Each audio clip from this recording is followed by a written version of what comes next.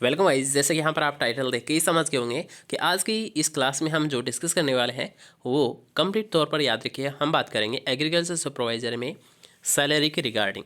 मतलब कौन कौन से ऐसी बातें हैं जो कि याद रखिए आपकी सैलरी में जोड़ी जाते हैं, और कौन कौन सी ऐसी स्कीमें होती है जिनसे हमारी जो पेमेंट है वो कट जाती है, उनके बारे में यहाँ पर हम चर्चा करेंगे।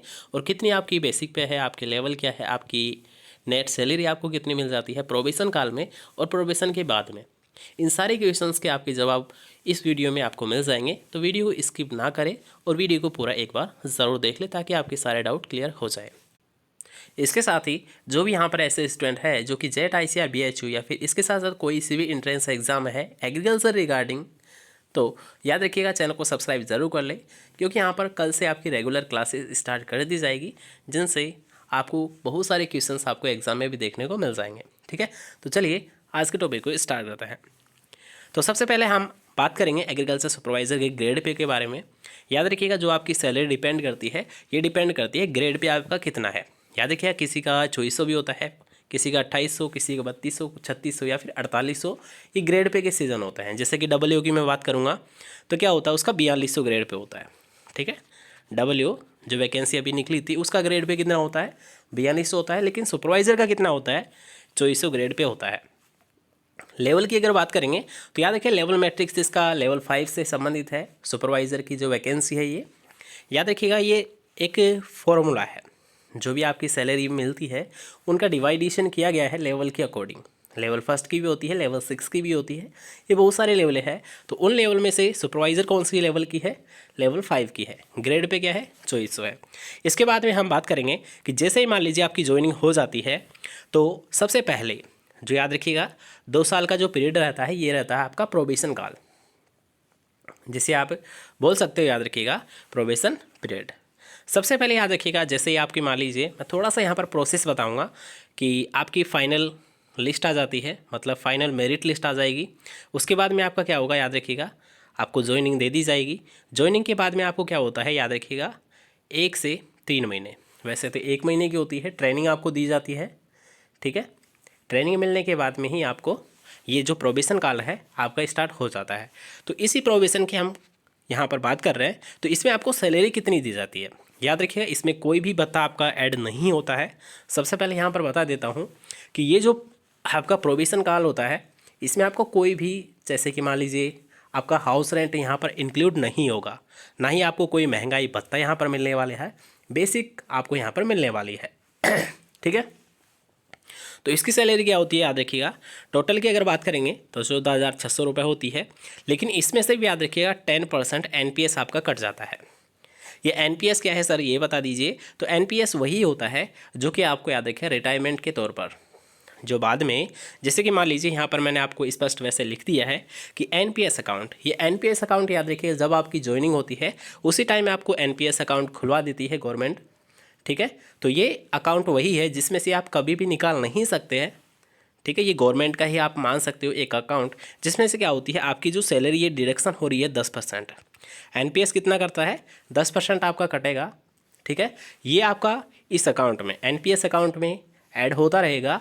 जैसे कि मान लीजिए आपको 1460 रुपये कट रहा है, तो इसके साथ साथ गवर्नमेंट क्या करती है 1460 मतलब 10% आपकी काटेगी प्लस वो 10% कर देगी। जितनी आपकी सैलरी कटी है उसका ही वो उससे डबल कर देगी, और वो आपकी जितनी भी मान लीजिए 2920 रुपये है। ठीक है, मतलब 10% तो आपके कटे सैलरी में से और 10% खुद गवर्नमेंट में उसने ऐड किए। ठीक है, तो इन दोनों मिलाकर ये जो बनेगी, जो भी मान लीजिए 2920 रुपये या फिर ज़्यादा है, ये दोनों क्या होगी याद रखिएगा NPS अकाउंट में आपके ऐड हो जाएगी। ये NPS अकाउंट वही है जब आप रिटायरमेंट होते हो तो जो आपको एक साथ जो रुपये दिए जाते हैं तो इसी में से वो दिए जाते हैं। मतलब NPS अकाउंट क्या है, रिटायरमेंट अकाउंट आप मान सकते हो। Clear, okay. तो सबसे पहले क्या था याद रखिएगा, आपको परिवीक्षा काल में या फिर आप बोल सकते हो प्रोबेशन काल में 14,600 रुपये मिलेंगे, जिसमें से 10% आपका NPS कट जाएगा। उसके बाद में आपको क्या मिलेगा याद रखिएगा 13,100 रुपये की समथिंग आपको यहाँ पर मिलेगी। ठीक है, तो ये 2 साल तक रहेगी, फिक्स है, इसमें कोई चेंज नहीं होता है। इसके बाद में आपका चेंज होता है। अब उसके बाद में देख लेते हैं। ठीक है, आपको मान लीजिए 2 साल आपको जॉब करते हो गए हैं, उसके बाद में आपकी सैलरी क्या रहेगी उसके बाद में यहाँ पर देखते हैं। तो आफ्टर प्रोबेशन काल मतलब 2 साल के बाद में आपकी सैलरी क्या रहती है। तो बेसिक सैलरी की बात करेंगे तो 20,800 रुपये होती है। बेसिक सैलरी क्या है? 20,800। अब यहाँ पर याद रखिएगा, इसमें कुछ आपके भत्ते भी ऐड होते हैं जो गवर्नमेंट आपको देती है। जैसे कि मान लीजिए डी है, मतलब डियरेंस अलाउंस है, महंगाई भत्ता जिसे आप बोल सकते हो, तो ये आपको दिया जाता है, याद रखिए 12 से 17%।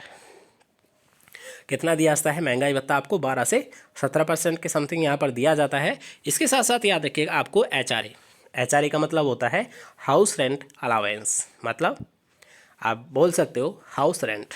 ठीक है, रेंट तो आप जानते ही होंगे, किराया भत्ता भी आप बोल सकते हो जिसे। तो ये दिया जाता है, याद रखिएगा सिटी वाइज। वैसे याद रखिएगा यहाँ पर वाई सिटीज़ है और जेड सिटीज़ है। अब इनका डिवाइडेशन है कि वाइट सिटीज़ में केवल 5 ऐसी ही सिटी को रखा गया है जिनका जो हाउस रेंट का है ये ज़्यादा रखा गया है।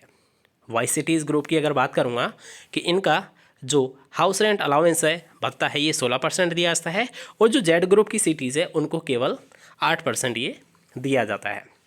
अब वाई सिटीज़ ग्रुप में कौन कौन सी है? जैसे कि मान लीजिए कोटा है, अजमेर है, जोधपुर है, जयपुर और अजमेर है।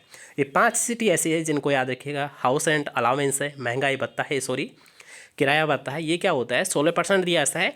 बाकी इनके अलावा जितनी भी सिटीज़ है उन सभी का क्या होता है? 8% होता है। ये दोनों किस में प्लस हो रही है? याद रखिए आपकी बेसिक सैलरी है, इनमें से ये ऐड हो रही है, मतलब जुड़ रहे हैं ये रुपए। अब इनमें से कुछ कटौतियाँ भी यहाँ पर होती है। अब वो क्या होती है यहाँ पर आप देख सकते हो। ठीक है, तो वो होती है एसआई प्रीमियम। एसआई प्रीमियम वैसे कोई खास नहीं होती है, लगभग 500 रुपये के समथिंग यहाँ पर आपकी कटती है, तो इससे आपको कोई दिक्कत नहीं है। और एनपीएस का अभी आपको बता ही दिया था 10% ये कटती है। जितनी भी आपकी सैलरी बनेगी उसका ही यहाँ पर 10% एनपीएस अकाउंट में मिलेगा, मतलब कट कर फिर उसमें गवर्नमेंट ऐड करेगी, और जितनी भी सैलरी है वो आपके एनपीएस अकाउंट में ऐड हो जाएगी। एनपीएस अकाउंट वही जो रिटायरमेंट के तौर पर आपको दिया जाता है। ठीक है, अब हम बात करें, मान लीजिए आपका 2 साल के बाद में कितनी सैलरी होती है, तो उसमें से याद रखिए सबसे पहले ये देख लीजिए कि डियरेंस अलाउंस, महंगाई भत्ता आपको दिया जाता है, हाउस रेंट अलाउंस आपको दिया जाता है। ये दोनों क्या होते हैं? प्लस होते हैं। आपकी जितनी भी सैलरी है उनमें ये प्लस हो जाते हैं। अब इनमें से कटौतियाँ भी होती है, वो क्या क्या होती है? SI premium, state insurance premium. तो ये क्या होता है? लगभग 500 रुपये का है, कोई ज़्यादा खास है नहीं। बस एनपीएस अकाउंट यहाँ पर होता है जो कि आपको ही मिलता है, तो ये 10% यहाँ पर कटता है। तो कट के जितनी भी आपकी जो सैलरी बन जाती है वो आपकी होती है नेट सैलरी। ठीक है, इनके जुड़ने और कटने के बाद में जो भी आपकी सैलरी बनती है उसे हम कहते हैं नेट सैलरी। और ये नेट सैलरी क्या है? याद रखिए आपकी 2 साल के बाद में लगभग 24,000। ठीक है, 24,000 के समथिंग है। अब यहाँ पर कुछ बढ़ भी सकती है और घट भी सकती है। वैसे घटेगी नहीं, बढ़ेगी ही, इसकी उम्मीद आप ना करें। ठीक है, बढ़ेगी ही, क्योंकि ये बढ़ती भी रहती है, कोई दिक्कत नहीं है। लेकिन जो आपका एवरेज निकलता है वो 24,000 के समथिंग है। वैसे तो 24,600 के समथिंग यहाँ पर आपको मिलने वाले हैं। तो वैसे देखी जाए एवरेज वैकेंसी है, मतलब इसकी एवरेज सैलरी है, कोई ज़्यादा खास भी नहीं है तो ज़्यादा कम भी नहीं है। ठीक है, तो यहाँ पर जितने भी ऐसे स्टूडेंट थे जिनको लग रहा है कि हमारा सिलेक्शन श्योर है, तो उनके लिए तो ये वीडियो काफ़ी शानदार है। लेकिन जिन ऐसे भी यहाँ पर कुछ स्टूडेंट होंगे जिनका मान लीजिए ऐसा लग रहा है कि सर हमारा हुआ नहीं है या फिर होगा नहीं, तो उनके लिए यहाँ पर ये एक याद रखिएगा डिटेल के तौर पर आप इस वीडियो को ले सकते हैं, क्योंकि आपको पता होना चाहिए आप किसकी तैयारी कर रहे हो, उसकी सैलरी क्या होती है, या फिर उसके बारे में आपको पूरा कॉन्सेप्ट क्लियर होना चाहिए। ठीक है, तो ये वीडियो थी आपकी डिटेल्स के संबंधित। तो आई थिंक यहाँ पर सैलरी से रिगार्डिंग आपके जितने भी क्वेश्चंस थे वो आपके क्लियर हो चुके होंगे। इसके अलावा जो भी क्वेश्चंस है आपके कमेंट सेक्शन में आप लिख सकते हो, और आपको कल से डेली क्लासेस लेते रहना है। ठीक है।